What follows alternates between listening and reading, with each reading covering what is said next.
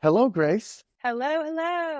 How is it going? Long time no see. I know it's been a while, but it's going awesome. It's going great. Perfect. Where are you, connecting to this call at the moment? Yeah, so right now I am in New Orleans, beautiful New Orleans, because I'm getting married in a couple days here. So it's been great here, but I think I'll be finding my way back to New York pretty soon. But right now I'm in New Orleans. Oh my, it is crazy. I see it's crazy because in today's morning, me and my partner just purchased a flight ticket to New Orleans because a good Amazing. friend will also be, getting married there. And, I will be visiting the city for the first time and for the purpose of attending that wedding. Amazing. Yes. Well, I'll definitely have to give you some recs. I love when people come visit my city. It's just a awesome, unique place. So you're gonna have a great time. I bet. And, congratulations, by the way. It is really Thank exciting. you. So Thank you. Oh, I told you this before. I started recording these, weekly sessions for this whole purpose of, in a way, try to bridge technology ecosystem. Myself originally from Turkey, but been living in US for a while. I started to realize, I think, my LinkedIn especially is just full of tech-loving people all across the globe. And I was like, oh, why don't I just, reach out to the people I know, my friends, so that, they could share their stories. I could have some good catch up with them. And at the end, who knows, maybe a person watching this could reach out to you and a beautiful new exciting partnership might rise. So with that purpose, I reached out to you and thank you so much hmm for accepting my invite. But, without further ado, I want to just leave the floor to you and ask a very simple question. Who is Grace Jansen? Sure. Well, awesome. Well, thanks again for chatting with me. And kind of who I am definitely relates to what you're saying. What I've always loved to do is connect all the different people that I've met throughout my life, throughout all these, experiences, work experiences, educational experiences, and kind of connect them together and see, how we can help each other in our goals and whatnot. But yeah, I'm Grace. I'm from New Orleans. And then for my undergrad, I went to Yale where I got a Bachelor of Science in Chemical Engineering, did a little bit of a career switch. I kind of taught myself how to code and then delved into the world of software and technology, which I really, really loved. Kind of allowed me to be technical and creative, two things that I've always kind of been really interested in since I was little. And then, of course, we got to meet at Columbia Business School, have always kind of had that entrepreneurial mindset and drive. And now, yeah, I'm running my own company. I've been full time on it just since December of last year, but I've been working on this business for about maybe 1.5 years, maybe 2 years. But it's just been a really cool transition, kind of finally getting to work on my baby every single day and really focus on the things that I want to focus on and being able to have space and time to think deeply about these problems has been really awesome. So excited to talk more about it. Of course, and I have several questions obviously about Yeah. you and on buckets as well. But before jumping into, I don't know, maybe like diving into buckets more, I also am curious. Right after Yale, you just briefly said, then I decided I gotta teach myself how to code. And then you had this journey of, I would say, becoming more of a technical individual who knows how to build things. What was the trigger there, would you say, when you say to Yeah. yourself, hold on, I mean, maybe I gotta add this to my arsenal? Yeah, I mean, I think career switches and career changes are always so hard. And I love talking about this because it's not, a simple, oh, I'm gonna, even at any age, it was right after college for me, but it was still very scary because I'd just gone through this really hard major and I really liked it the first 2 years of it. And then I realized I didn't really like it, but I was like, I need to finish this out. And then as I had an internship, in industry as a process engineer, it kind of became very flagrantly,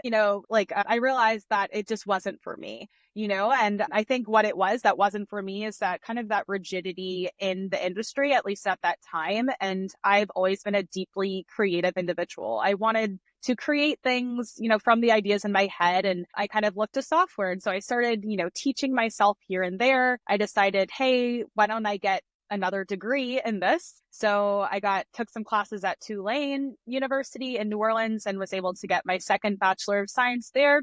I wanted to keep going. I took a coding boot camp and then landed myself in a job. So I worked in kind of consulting, technical consulting as an engineer. So I got to create, different MVPs for different companies every 6 months. So super exciting. And I loved that experience. I think it was such a great experience for someone, for someone's first job as their technical job, because I got to touch so many different languages, got to interact with different sizes of companies, from startups themselves or enterprise companies. And so that kind of really led me, also kind of influenced, my love for business and being able to kind of see what the business's needs for this MVP or something in their R&D lab that I got to kind of help with a team create for them. That was kind of my first foray into loving startups and kind of being interested in creating my own. I love it.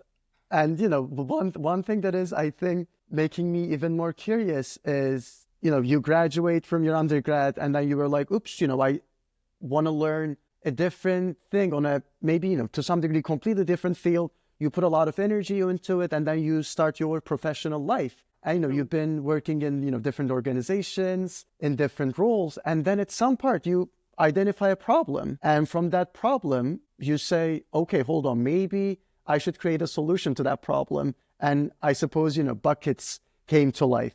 So what was that journey like? How did you identify this, problem of connecting with one another, I would say, in physical spaces, online spaces? What triggered you again? And what was the initial days of, from idea to business, creating buckets? Mm-hmm. So as in business school, I feel like from the beginning, our professors, even our professors were like, classes are important, but really why you're here is to connect with other people so you can have, these long-term relationships with people as you progress in your career. And so as a self-proclaimed, ambivert, a little bit extroverted, little bit introverted, I wanted to meet as many people as I could. And I really enjoyed it. And you get to meet so many fabulous, interesting, intelligent people in business school. But I still struggled with kind of overcoming that activation energy, that friction of first, when you meet someone and you say, hey, can I have your LinkedIn? It's always a little bit awkward, even for someone that's pretty extroverted like myself. And then kind of secondly, compound on that, how do we organize this kind of personal data, this kind of connective data that we have? I think that what exists right now, there's so much really good software like Notion, like Google Docs, really good software and applications for kind of this very, work or educational information, but we don't really use these tools for our social information. And so I wanted to create a tool that could help me, get over that friction of communicating and first, gathering information, making those connections. But I also wanted to take it a step further and say, how can I deepen this relationship once I have this information? How can I do this? And also part of this was doing it authentically. I think that was a really key word for me and is really true to, my personal values is authenticity. So every time I'm thinking of a feature or thinking of, how can I add to the product, I really want to center authenticity in the middle of that thinking. So yeah, when I was at Columbia Business School, it was the perfect, cesspool to be able to explore and ask people, because so many people there were also interested in this idea and were really passionate about it. And so I got so many great user interviews and just a really good, target segmentation to say, hey, is this working? Is this not working? So, it was just a really great place to kind of launch the idea and the product. What I remember is I met you at this business course, and the structure of the course was, I think, really interesting because they were basically grouping us and we were working for a client as a, part-time consultants.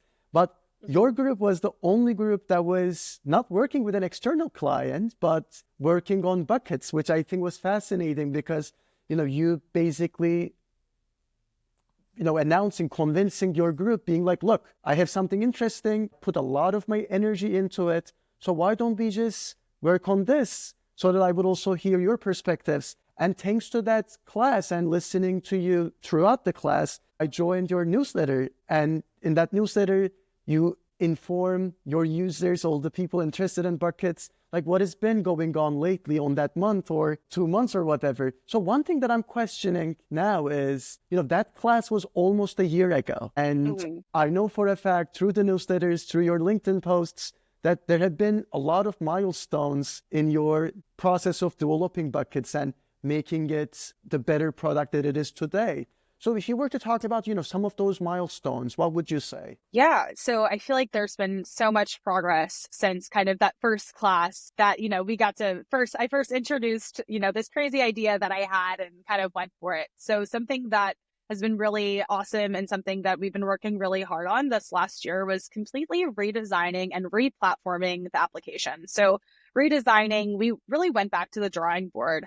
I'm an engineer by trade. I can recognize I think the saying is people can recognize good art, but they're not an artist. I can recognize good UI, but I'm not a UI UX designer. So the first thing that I did kind of after my public beta that I had just created myself, I said I need a designer because I've, worked in industry as a software engineer and engineering leader. And I think that, good technology has to be surfaced and wrapped in good UI UX because that's the interaction, that's the middle ground between humans and technology. So I hired an amazing designer and we kind of went back, to the drawing board. We said, let's go back, let's do more user interviews. Let's really talk about where the friction, where the pain point is.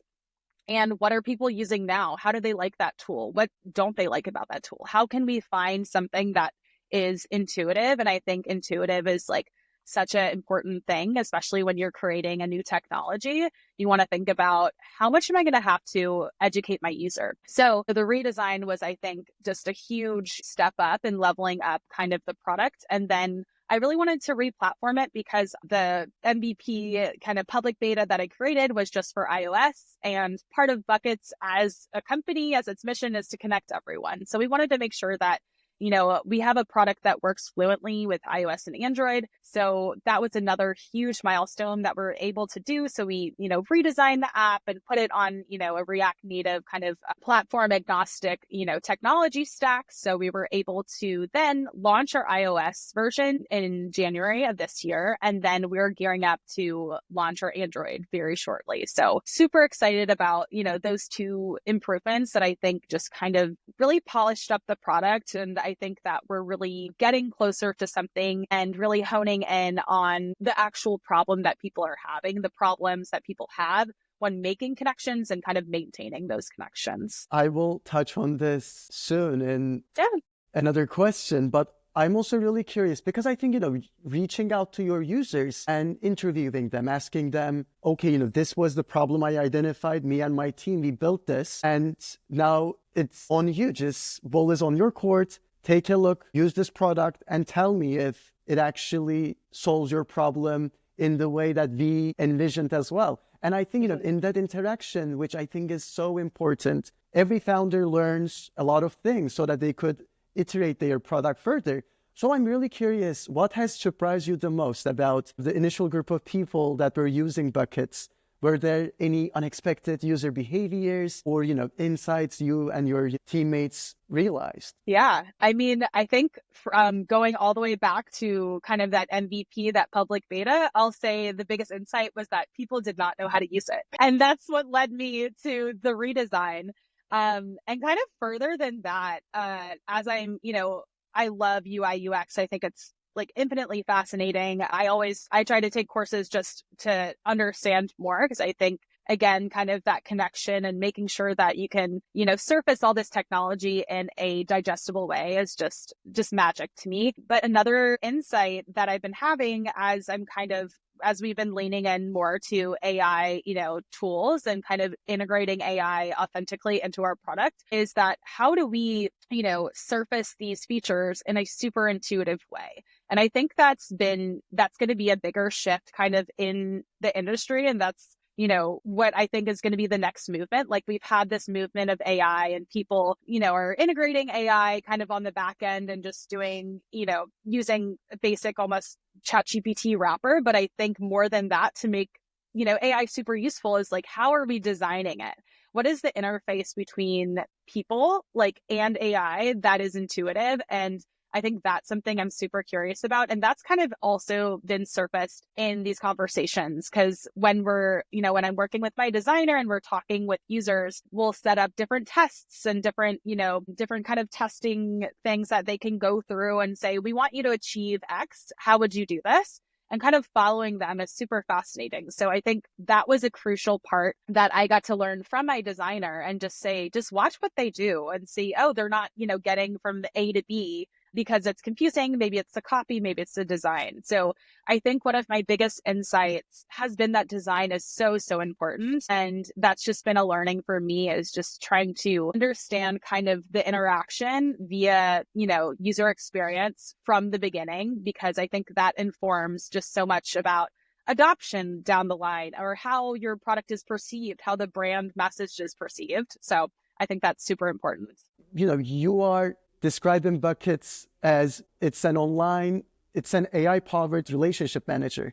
And I think it's a beautiful one sentence of, what Buckets does. But also, relationship management, relationships, network management, AI. And, this is, again, a unique concept, because if you were to say this, I'm building an AI-powered relationship management tool, an app, to someone 15 years ago, they would be like, what do you mean?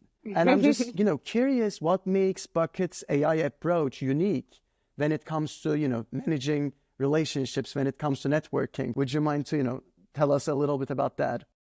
Yeah, of course. So I'll be honest, when I first started Buckets, I think that AI was kind of, ChatGPT had just launched, and I thought, there could be an integration. But at that point, my perspective was, I think that AI would denigrate the authenticity of this product. I was pretty staunch in that. And, I saw other people kind of diving into it, and I just thought, for my product, I don't think that aligns with authenticity. I think I've completely changed my perspective on that. I think that you can integrate AI thoughtfully and with a purpose. So I think what we do at Buckets is that everything is very purposeful, and we don't just use AI to say we're using AI. AI is an efficiency. And so it's something that can make, we use it for summarizations. We use it to gather data really quickly or record it. And that's all of those types of efficiencies are really important in relationship making and management. So I think just thinking about,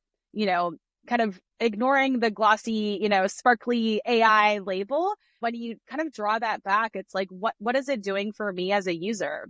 It can make, it can summarize things that are really long. Can it grab things from someone's LinkedIn so I can glance at it really quickly and then know, hey, this is what they last talked about on their post, in a couple of words on this one platform? That would be really convenient for someone if they're going to an event and going to see that person. So I think it's kind of drawing it back about, okay, what is AI actually doing? What is the tool? Because it's just a tool. It's not a fix all. So what can this tool do? Is it applicable to the problem that I'm trying to solve? And when I kind of viewed it through that lens, I think that I said, hey, this is actually something that's completely applicable to, the problem that I'm trying to solve and the frictions that I'm trying to overcome. So in that regard, I think that it's been really great to kind of dig through and see, the different applications that I can use AI in, but always thoughtfully and always with the user's actual pain point in mind. I think, one other thing that is fascinating when it comes to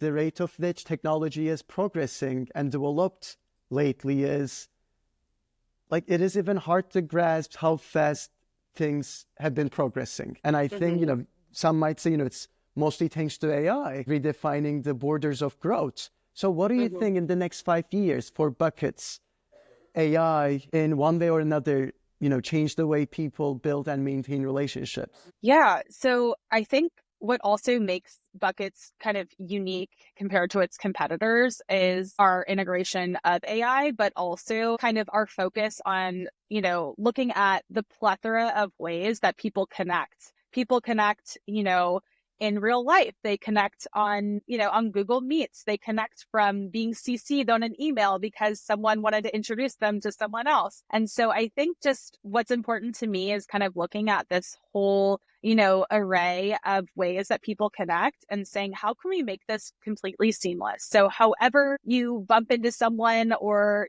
have a conversation on LinkedIn or on Instagram, how can we make this all these different ways that you connect and you further and you discuss and you further those relationships? How can we put this into one platform so it's seamless and you don't have to, carry context from your Instagram or your Facebook messages and just keep that in your head. So I think that AI can 100%, help, orchestrate all of that and, funnel that into a single platform. So from a technical perspective, like definitely looking at, the different types of AI summarizations, from, tools that can integrate with, your Google Meets and then summarize those or transcribe those and have those seamlessly plug into buckets. I think those are already on our product roadmap to start looking at, I have so many ideas, whether it's voice notes that you take quickly or just lots of different things that AI makes so much easier than it was possible to do in the past. I would love to, integrate those in a very experimental way. Because again, I want to make sure that, we're not just kind of throwing things at the wall and saying, hey, this is a fun tool that Grace wants to integrate in the product. But I really want to make sure that I want to give users different tools and say, hey, is this working? Is this solving your problem? And if it's not, then, we don't include that. So I think it's definitely being really explorative with the different tools that are out there. But again, with that intentionality and kind of circling around that authenticity. Intentionality and authenticity. I totally agree. And I think, I think one thing that you said just now, I will carry this even after this interview, in today's world, being connected to someone is no longer singular. Like meet you and then learning your name, one moment of connection. Maybe following your one or two socials, another moment of connection. You just pointed out, sometimes we feel even connected with someone through this person being CC'd on an email, and then you check their LinkedIn, and then a whole another level of connection starts. And that requires to be orchestrated for sure. And turning back to today, and I want to just ask you what actually makes you really excited these days, apart from your wedding. You told us in the beginning, the 2.0 for Buckets launched this January. Very soon, Android version will be released as well. So, from Buckets' perspective, what has been the most exciting part of this series of events and developments lately? And, in the very short term, what just keeps you up at night? Yeah. So I think what's been really exciting for me is expanding the team and kind of substantiating the team because, transitioning from engineering manager to founder, you definitely realize that, you have to have this macro level type of view, of course, on your business, but you also realize, you have to use your time really efficiently. And, I am a really good engineer and I can do most of the engineering stuff, but marketing, it's not what my background and my skills are. So I realized that, I need to bring in someone with marketing. So we just hired, a marketing intern that's getting her master's in marketing and is really just experienced and educated in, how to strengthen, content and go-to-market strategies and things like that. So I think what's been really exciting for me is just bringing more people into the fold and learning from them. And hopefully they get to learn from me as well. And furthermore than that, I think that as a solo founder, something that's been crucial to me since I've been full-time is just having conversations with other experts, in the field, kind of outside of your industry, just having conversations. I try to schedule at least, 2 to 3 conversations with just really smart friends from business school or people that I've kind of met through friends of friends of friends on, LinkedIn or through, undergrad or things like that, just so I feel like I'm connected to, other founders is really awesome, just to kind of talk about, hey, I'm feeling like this, like, is that normal? Or, how should I be feeling about this? And really just to talk through things, but also just to glean a lot of information. And I just love, learning from other people. And I think that a lot of, people in my network are also pursuing really cool, amazing things. And I always just also want to make sure I can offer my help, where my background is in text. If they have an idea, I want to make sure, hey, this is how I'd build it. This is how I do it. And I always want to make sure, I'm offering myself as a resource. And I think that I've found as I've launched buckets and been full time on this. So many people have reached out to me and done the same. And I think that's just such a cool, little connection that you can make with someone, every week. So I think that's been really cool. But yeah, in terms of buckets, just definitely excited about expanding the team. I've been working on, hopefully creating some partnerships and creating more events to really launch this, in real life. We've kind of just been online and kind of just been creating the products, but I think that you'll see in, this 25 some more, in real life, IRL connective, kind of networking events. So stay tuned for that. This is exciting. I was telling you, my favorite part of your newsletter and Buckets newsletter is this little founder's note, like this part at the very end, these sentences that are, I think, totally coming from your heart. And you are basically reflecting your journey as a founder, your journey as a person. And I think it was yesterday or the day before that I received the latest newsletter. And then I learned, your wedding is coming soon. And you made this beautiful reflection on how wedding planning and, being a full-time founder is just giving you this new perspective on financial decision making. Mm-hmm. I just loved how you bridged those two subjects and the way how you were articulating your feelings. Would you also maybe reflecting on that a little? Yeah, of course. Well, first of all, I'm so glad you liked that little blurb at the end. I think that, I saw a bunch of templates for investor updates or product updates. And I think, kind of, again, going back to that theme of authenticity, I think what I would love to see, and I haven't really seen in other kind of product, newsletters, is kind of that, like, underneath the curtain and kind of seeing what's going on behind the scenes. Like, how are you feeling? Are you stressed? And so I wanted to offer that up for myself. And I think people have really responded really well to that. I think people are really curious, like, because I think a lot of the times people don't talk about the hard things or just that really raw kind of stream of consciousness. How do you feel, going full time as a solo female technical founder? And I really wanted to express that because I think, it's good for me. It's therapeutic for me, but I think it also hopefully makes other people feel empowered and also be seen. If you're feeling any of those feelings, and you can resonate, then that makes me super happy. And kind of, yeah, about this last blurb that I did, I definitely realized that it's a stressful time to be, planning a wedding and bootstrapping this business. But I think it's been, it reminds me of an exercise that we do in product where you kind of have to do a little Eisenhower matrix and say must have, kind of want, need, and you really have to make really hard decisions about what you absolutely need, what is essential. And for me, as I'm going through all the budgeting items for my wedding, I wanted to make sure that everything was really aligned with like what I care about, not what people say. You have to have a videographer, you have to have all these things. And I realized I really don't. And I think those principles, completely carry and translate into how I'm bootstrapping and how I'm, making financial decisions about my company, where I have to be, super strategic and say, oh, it would be amazing to have a billboard, but will that really do we need that at this point? What is really important? And kind of carrying back to, hiring, this marketing intern. I think that's something that is completely necessary. And I was saying, it's not my skill set. It's something that is necessary for me to get to the point where I want buckets to be, whether that's daily active users, whether that's downloads. And so I always try to just work backwards from kind of the outcomes that I want to see. And then, I look at the outcomes that I want to see in the product. And then I say, is that in my skill set?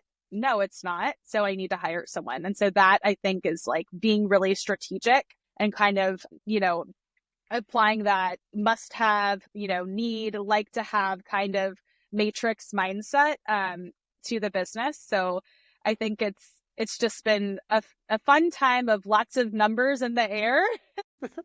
So, but yeah, I think it's like a really interesting exercise, and I hope that resonated with people, bootstrapping their company, but also people getting married. It's like, think really deeply about where you want to put your money, because the wedding industry will take all of your money. Trust me. Grace, thank you so much for your time, for your amazing Yeah. energy. I am done with my questions, but I think you should close this interview for, all the friends who will be watching this. Who should reach out to you? What is the last message you want to give to them? Yeah. Well, first of all, thank you so much for chatting with me. This was so fun.